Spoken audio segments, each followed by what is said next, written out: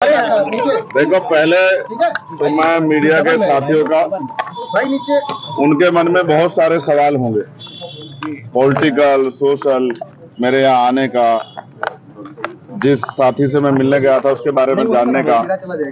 लेकिन मैं आपको एक लाइन में कहना चाहता हूँ, अब्दुल्ला आजम भाई से मेरे जो रिश्ते हैं वो सियासी नहीं। जब भी मैं किसी तकलीफ में रहा, आजम भाई का और इस पूरे परिवार का सहयोग मुझे हमेशा मिला, और आज मैं उसी रिश्ते को और मजबूत करने और अपने छोटे भाई से मिलने यहाँ आया था, जानने की उनकी क्या हाल है। मुझे बहुत खुशी हुई। मैं सोचता था कि जेल में है तो परेशान होंगे, लेकिन जिस ताजगी के साथ मुलाकात हुई इससे ये पता लगता है कि वो बहादुर आदमी अपनी लड़ाई को लड़ रहे हैं, और जो हालात हैं वो उससे वो किसी छिपे हुए नहीं। मैंने उनके मुकदमे को भी पढ़ा है, ऑर्डर भी पढ़े हैं, किस तरह की चीजों में उनके सजा हुई भी पढ़ी है। मैं बस ये कहना चाहता हूँ मीडिया को के माध्यम से, जिनको कहना चाहता हूँ उनको चला जाएगा, सड़क से लेके और संसद तक हम इस लड़ाई को लड़ेंगे। हम इस लड़ाई को अकेले नहीं छोड़ेंगे, उनको, उस पूरे परिवार को, हमारा परिवार। आज जिस तकलीफ में है, हमें इस बात का दुख है कि सत्ता में बैठे लोग सत्ता के अहंकार में उनका दमन कर रहे हैं, और तमाम लोग इसका तमाशा देख रहे हैं। ये भी इतिहास में लिखा जाएगा कि जब एक परिवार को, जिसने लंबे समय सेवा की उत्तर प्रदेश की, कमजोरों की, मजलूमों की, आज अगर उसको जरूरत है तो सब लोग उनके इस दर्द में शामिल नहीं हो रहे। मुझे इस बात की तकलीफ है।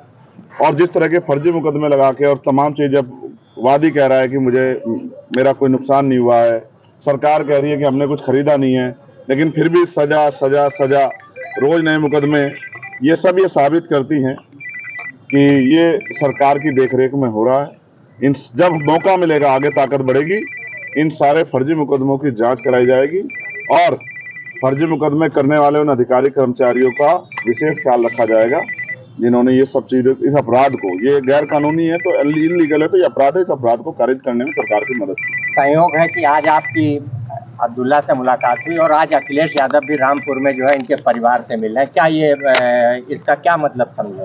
मैं क्या कह सकता हूँ? आप देखिए, ये उनका अधिकार है। अखिलेश जी बड़े अच्छे नेता हैं और आज उनको परिवार की याद आई, मिलने गए हैं, तो ये अच्छी बात है, जाना चाहिए। लेकिन मुझे मेरे छोटे भाई से मिलना था। मैं पूर्व विधायक जी से नहीं मिला, मैं अपने छोटे भाई से मिलने आया था, और मैं वचन दे कहता हूँ कि मैं परिवार के साथ हूँ। और मैं ये भी स्पष्ट कर देता हूँ आपको कि वो जुल्म के आगे टूटने वाला नहीं है, परिवार टूटेगा नहीं।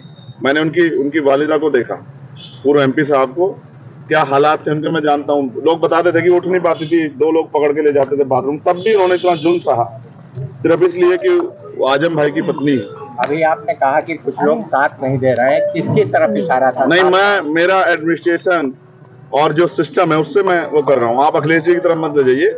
मैं सिर्फ ये सिस्टम से सवाल खड़ा कर रहा हूँ कि जो सिस्टम है, न्यायपालिका पर हम भरोसा करते हैं, लेकिन अगर जज साहब कहें कि हम मजबूर हैं, हमारे ऊपर दबाव है, तो फिर न्याय कैसे मिलेगा? मुझे एक खतरा और है, ये मेरा पर्सनल है, मेरे बहादुर छोटे भाई ने मुझसे नहीं कहा।